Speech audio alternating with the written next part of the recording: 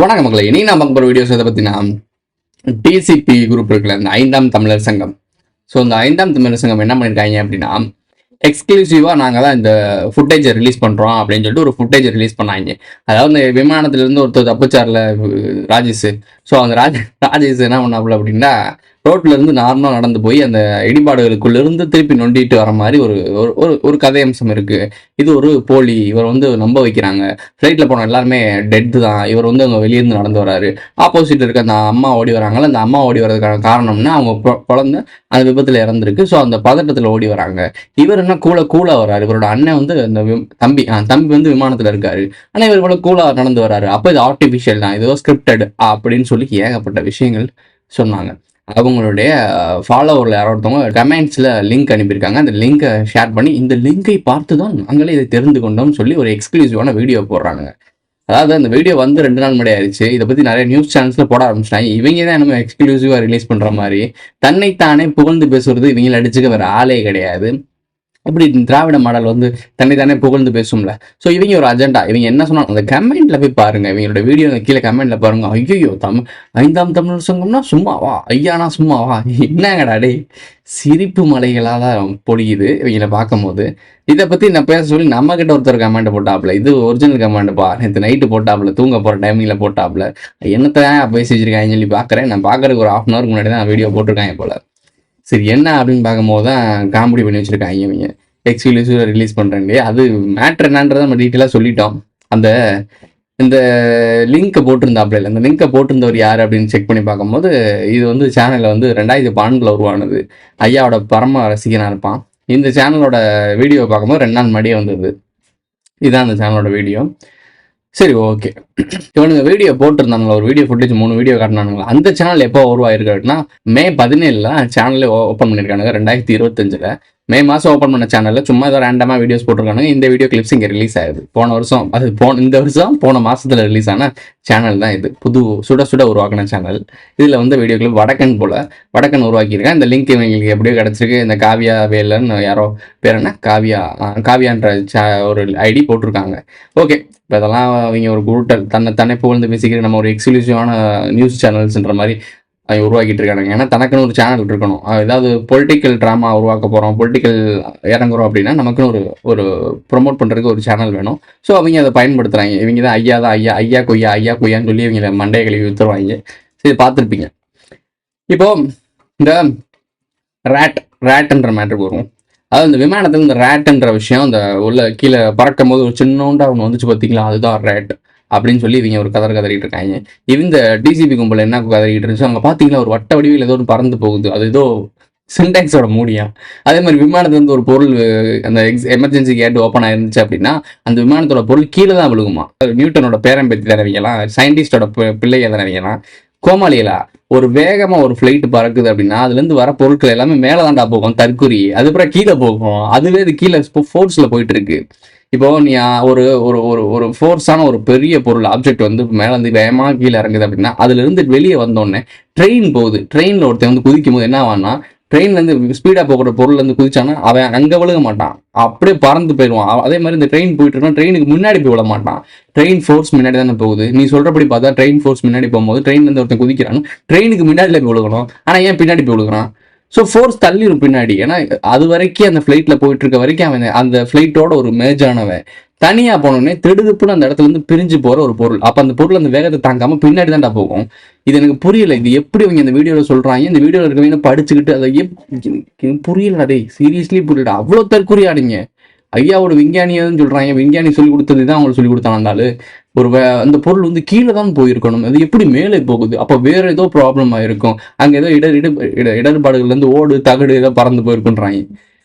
எனக்கு உண்மையிலேயே புரியல. இவங்களோட புரிதல் எப்படின்னு புரியல. அது எமர்ஜென்சி கேட் இல்லைன்னு சொல்றதுக்காக இப்படி ஒரு உருட்டு உருட்டிருக்கேன். அது எமர்ஜென்சி கேட்டுன்னு நான் சொல்லலை. ஆனா ஃபிளைட்ல இருந்து ஒரு பொருள் வெளியே விழுகுது அப்படின்னா மேலதான்டா போகும். தற்கொலையா புரிஞ்சுக்கங்க. சரி, அந்த ரேட்டுக்கு வருவோம். ரேட்டுன்ற ஒரு ராடு கிடையாது, ஒரு எமர்ஜென்சி ஜென்ரேட்டர் மாதிரி வச்சுக்கோங்களேன். நம்ம கரண்ட் போனால் யூஸ் பண்ணி போகலாம். அந்த மாதிரி எமர்ஜென்சி ஜென்ரேட்டர் ஃபிளைட்டு போயிட்டு இருக்கும் போது அதில் எல்லாமே இன்ஜின் ஃபெயில் ஆயிடுச்சு அப்படின்ற மாதிரி தான் சொல்றாங்க. இந்த ரேட் வெளியே வருதுன்னா இன்ஜின் ஃபெயில் ஆனாதான் இந்த ரேட் வெளியே வரும் அப்படின்றது தான் கான்செப்ட். ஸோ விஷயம் என்ன அப்படின்னா, அந்த ராட் ஏன் வெளியே வந்துச்சு, அது என்ன மேட்டர் அப்படின்றத இன்னைக்கான வீடியோ. வாங்க வீடியோக்குள்ள போவோம். இன்னும் ப்ரோ இன்ட்ரோவில் வீடியோ முடிச்சுட்டு அப்படின்றீங்களா? கொஞ்சம் தான் அந்த ரேட்டை பற்றி தான் பேச வந்தேன். போகிற போக்கில் அந்த தற்கொலையும் அடிச்சுட்டு போவோன்றக்காக அடிச்சுட்டு போனது. அந்த எழுத்தையும் எந்த எழுத்தையும் ஒன்றா எழுதி வச்சுட்டான். இனிமேல் நீ நானும் ஒன்று கடைசி வரைக்கும். இப்போ மெயின் வீடியோட கோர் அம்சத்துக்கு வந்துடும். கோமாளிகள் கதையெல்லாம் தூக்கி வச்சுட்டு அதை மெயின் மேட்ரு வரும். இந்த ரேட்டுன்றது என்ன அப்படின்னா ஃப்ளைட் எமர்ஜென்சி ப்ராப்ளம் அப்போ வரும். அதாவது அந்த ஃப்ளைட்டில் உட்காந்துருக்க ராஜேஷ்குமார் என்ன சொல்கிறாப்புல அப்படின்னா, எமர்ஜென்சி லைட்டில் அமர்ந்து இருந்துச்சு, இந்த மாதிரிலாம் இருந்துச்சு. அதோட சிம்டம்ஸ் என்ன சொல்கிறாங்கன்னா இன்ஜின் ஃபெயில் ஆயிடுச்சு அப்படின்றது தான். 2 விங்கும் ஃபெயில் ஆயிடுச்சு அப்படின்னா அந்த ரேட்டுன்ற ஜென்ரேட்டர் உருவாகி அது மூலிமா பவர் சப்ளை ஆகும் அப்படின்ற மாதிரி ஒரு சொல்கிறாங்க இந்த ஃப்ளைட் சம்மந்தமாக. இதை பற்றி நமக்கு புரிதல் இருக்காது, படித்தோம், நம்ம படிக்கும் போதும் தெரியுது. இது எமர்ஜென்சிக்காக ஒரு வர ஜென்ரேட்டர். ஸோ இது வெளியே வந்திருக்கு பார்த்தீங்களா அப்படின்னா, அப்போ இன்ஜின் ஃபெயிலாக இருக்குது, அப்போ இன்ஜின் உருவாக்கின கம்பெனி தான் ப்ராப்ளம் அப்படின்னு சொல்லி அது ஒரு பஞ்சாயத்தாக போயிட்டு இருக்கு. வேற மாதிரி இந்த பிரச்சனையை கொண்டு போயிட்டு இருக்காங்க. இந்த ரேட்டை வச்சு தான் இந்த எல்லா யூடியூபரும் இப்போ பேசிட்டு இருக்காங்க. அதாவது ஆரம்பத்தில் ஒருத்தன் தப்பிச்சான், 11 சீட்டை வச்சு பேசினாங்க. அந்த 11 சீட்டை வச்சு தாய்லாந்து பக்கம் போயிட்டாங்க. ஐயோ இவங்க ஏதோ தெரிஞ்சுக்க ஆரம்பிக்கிறாங்கன்னு சொல்லிட்டு எல்லா ஃப்ளைட்டையுமே ப்ராப்ளத்தில் உருவாக்கினாங்க. இப்போ ரேட்டுன்னு ஒன்று உருவாக்கிட்டாங்க. அதை வச்சு ஒரு இன்ஜின் ஃபெயில் ஆயிடுச்சு, அது ஃபெயில் ஆயிடுச்சுன்னு சொல்லிட்டு வேற ஒரு கம்பெனி நோண்டுவாங்க. இவங்களுக்கு எந்த ப்ராப்ளமும் கிடையாது, ஏன்னா எல்லா கம்பெனியும் அவனோட கம்பெனி தான். இது போச்சுன்னா வேற ஒரு பேரை வச்சுட்டு இன்னொரு கம்பெனி அதே ஆட்கள் வேலை பார்த்துட்டு இருப்பாங்க. பேர் மட்டும்தான் வேற யாருக்கும். சரி ஓகே, இது யாரும் கவனிக்க போறதில்ல. ஒரு மெயின் மேட்டர் சொல்லுவோம். பிரிட்டிஷ் எம்பையர் வந்து நம்மகிட்ட வந்து ஆட்டையை போட்டு போனது தான் கோகின வைரம். இந்த வைரம் யாருக்கிட்ட இருக்கோ அவங்க வந்து ஆளுமைக்குரிய ஆட்கள். அதாவது அதை பற்றி நம்ம நிறையா பேசியிருக்கோம். ஸோ அது வீடியோலாம் நான் டிஸ்கிரிப்ஷனில் கொடுக்குறேன், அப்படி இல்லைன்னா கடைசி எண்டிங்கில் கொடுக்குறேன். இப்போது அந்த வைரம் இருக்க இடத்துல தான் நம்மளுடைய விராட் கோலியோட கை கிளவுஸ், அவர் போட்ட சிக்னேச்சர் போட்ட இடத்த பாதுகாத்து வச்சுருக்காங்களாம். வேண்டி வாங்கிட்டு போனாங்களாம். இந்த வைரம் நம்மகிட்ட இருந்து திருடிட்டு கொண்டு போனது, நம்ம அனுமதி இல்லாமல் கொண்டு போனது. இதை வந்து நம்ம அனுமதியோடு நம்ம இடம் வாங்கிட்டு போய் மரியாதையாக வச்சுருக்காங்களாம். விராட் கோலி என்ன அவ்வளோ பெரிய புனிதரா? ராயல் பிளட் லைனா? ராயல் பிளட் லைன் கிடையாது, ஆனால் ராயல் சேலஞ்ச் கர்நாடகாவுக்கு விளையாண்டவர். மைசூர் கூட்டம் தானே. மைசூர் கூட்டம் என்ன அரசங்கம், அங்கே இருக்க கோகின வைரமுக்கு கிரீடம் எங்கே வரும்னு நம்ம சொன்னோம், மைசூருக்கு தான் வரும்னு சொன்னோம். மைசூருக்காக விளையாண்ட நம்ம விராட் கோலிக்கு அவரோட கை கிளவுஸ் மைசூருக்கு வரப்போகிற கிரீடத்து பக்கத்தில் பாதுகாப்பாக வச்சுருக்காங்க. நம்ம சொன்னால் நம்மளை கான்ஸ்பிரசின்றாங்க. அப்போ இதெல்லாம் என்னங்கடா கோஇன்சிடன்ஸா? இதை மதன் கோரி சொன்னான்னு வச்சுக்கோங்களேன், நம்மளோட பெருமை விதத்திங்களா, நம்மளோட இந்தியாவோட விராட் கோலியோட கிளவுஸ் சுற்றிக்கிட்டு போய் இங்கிலாந்து இந்த கிரீடத்து பக்கத்தில் வச்சிருக்காங்க சொல்லி காதறி விட்டு ஒன்று வைபாக்கி விட்டுருவாங்க. பெருமைக்கு எருமை மிச்ச கதை. ஒரு நல்லா புரிஞ்சுக்க உடைய தமிழனை ஏச்சு பிழைக்கணும், தமிழனை அடிமையாக்கணும், மனித கூட்டத்தை அடிமையாக்கணும்னா பெருமை பேசினாலே போதும். பெருமை பேசுறாலே நீங்க விழுந்துருவீங்க, அவ்வளவுதான். ப்ரோ இன்னும் ப்ரோ தமிழனை பத்தி எப்படி சொல்றேன், நாங்களாம் எப்படிப்பட்ட ஆட்கள் தெரியுமா அப்படின்னு சொல்லுவேன். இப்பெல்லாம் கிடையாதுப்பா, முன்னாடி அப்படி இருந்த, இப்ப கிடையாது. எல்லாம் மலுமட்டே ஆகி பெருமைக்கு எருமை மட்டும் வெறும் பெருமையை வச்சுக்கிட்டே வாழ்ந்துட்டு இருக்க. அதனாலதான் சினிமாவில் நடக்கிற ஒரு நடிகர்னு பெருமைக்கு அவனை பார்த்து எப்படி பிரம்மாண்டமா பாக்குறதுக்கான காரணம் என்ன? 10 பேர் அடிப்பான், 4 லவ் பண்ணுவான், நீ பண்ண முடியாதப்பெல்லாம் அவன் சினிமாவில் பண்ணுவான். அதனால அவன் நீ வாழ்த்த ஆரம்பிச்சு அவனை தலைவனாக்கிட்டு அவனை அரசியலை கொண்டு வந்து எங்களை காப்பாத்துங்க தலைவா, நீங்கள் தான் தலைவா, நீங்கள் தான் தலைவா கதறிக்கிட்டு இருக்கீங்க. ஒரு கோமாளித்தனமா பண்ணிட்டு இருக்காங்க. சிரிப்பு தாண்டா வருது. சோசியல் மீடியாக்குள்ள போனாலும் நியூஸை பார்த்தாலும் எல்லாமே என் கண்ணுல, என் பாயிண்ட் ஆஃப் வியூல வேற மாதிரி இந்த உலகம் தெரியுது. உங்களுக்கு ஏன் இது புரியவே மாட்டேங்குதுன்னு எனக்கு தெரியல. சிம்பிளான விஷயம் தான். இந்த கை கிளவுஸை வச்சு நீங்க தேடி போனாலே ராயல் எங்க மைசூர் கூட்டத்துக்கு தான் வருது. இந்த மைசூருக்கு தான் நம்ம கிரீடம் வரும்னு இவ்வளோ நாள் சொல்லிட்டு இருந்தோம். இவங்க ஒரு நியூஸா போட்டு இது ஒரு பெருமையா பேசுறாங்களாம். பாத்தீங்களா நம்மளுடைய கிளவுஸை வந்து வேண்டி விரும்பி அவங்க வந்து வாங்கி வச்சிருக்காங்கன்னு. பைத்தியமே, உங்ககிட்ட இருந்து எடுத்துட்டு போடான்னு சொல்லிட்டு நீ திருடிட்டுலாம் போல, நீ தான் கொடுத்துருக்க. அவன் தான் இன்னும் 3 ஆண்டுக்கு இருக்கான்றது உங்களுக்கு புரியல. அவன் இங்கிருந்து எடுத்துட்டு போன கிரீடம் பாத்தீங்கன்னா கிரீடத்தை எடுத்துட்டு போயிட்டாங்க. சரி, கிரீடத்தை எடுத்துட்டு போல, டைமண்ட் எடுத்துட்டு போயிட்டாங்க கதறிக்கிட்டு இருக்கியே. அவன் தான்டா இன்னும் 3 ரூல் பண்ணிக்கிட்டு இருக்கான் வேற ஒரு வடிவத்துல. இதுவே புரியல எனக்கு. அதனால தான்டா இன்ன வரைக்கும் பிரிட்டிஷ் எம்பையர் கொடுத்த எல்லா சட்டத்திட்டங்கள், அரசியல் சாசனங்கள் எல்லாமே அப்படியே இருக்குடா. மெக்காலே கல்வி கொள்கையா இன்னும் படிச்சுக்கிருக்கோம் சுதந்திரம் அடைஞ்சதுல இருந்து. இங்கிலாந்துக்காரன் இங்க இருந்து ஆளலை, ஆனா இங்கிலாந்துக்காரனோட கட்டமைப்புல தான் நம்ம வாழ்ந்துட்டு இருக்கோம். இது புரிஞ்சுக்க மாட்டேன், நீ புரிஞ்சுக்கவே மாட்டேன். அவன் பேர் சுட்டிட்டு போன இந்தியாவுக்குள்ள தான் நம்ம வாழ்ந்துட்டு இருக்கோம். பாரத தாயே அப்படின்னு வாழ்ந்துட்டு இருக்கோம்.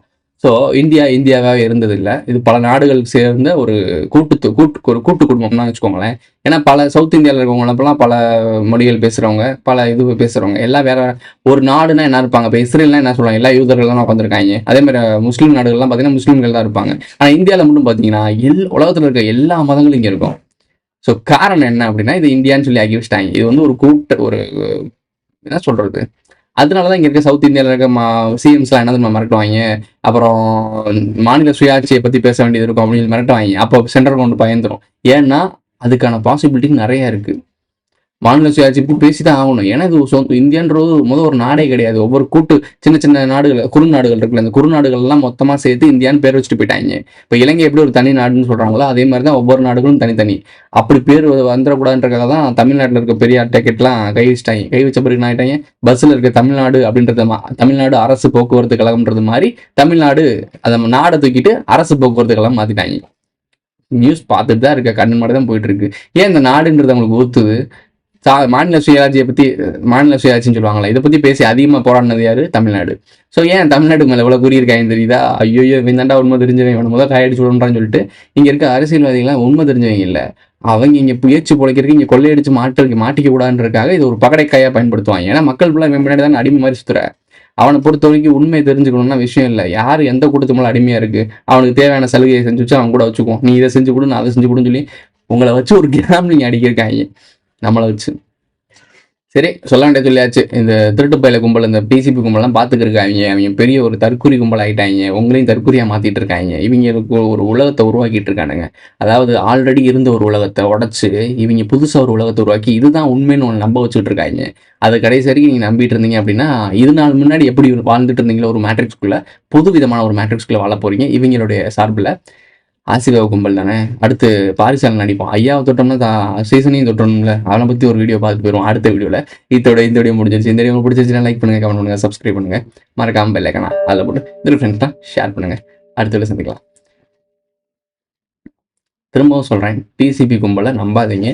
இவ்வளோதான் என்னால் சொல்ல முடியும். டிசிபி கும்பல் உங்களை வேற விதமாக கொண்டு போயிட்டு இருக்கு. அவங்க யாருக்கு கீழே வேலை பார்க்குறாங்க, எந்த கும்பலை மறைக்கிறாங்க, எந்த ரகசியத்தை மறைக்கிறாங்கன்றதை அடுத்த வீடியோவில் ஒரு துணுக்காக கொடுக்குறேன். அதாவது அந்த பாயிண்ட்டை பிடிச்சிங்க, அந்த துணுக்கு இருக்கும்ல, அந்த ஒரு நியூஸ் பேப்பர்லேருந்து ஒரு துண்டை மட்டும் பிச்சு போட்டோம்னா அப்படியே பறந்து வந்துட்டு இருக்கும். அதை பிடிச்சிட்டிங்கன்னா ஒரு ஹிண்ட் கிடைக்கும்ல, அதை பிடிச்சிங்கன்னா ஒரு ஹிண்ட் கிடைக்கும். விட்டிங்கன்னா பறந்து போயிடும். அடுத்த வீடியோ சந்திக்கலாம். Who is this guy?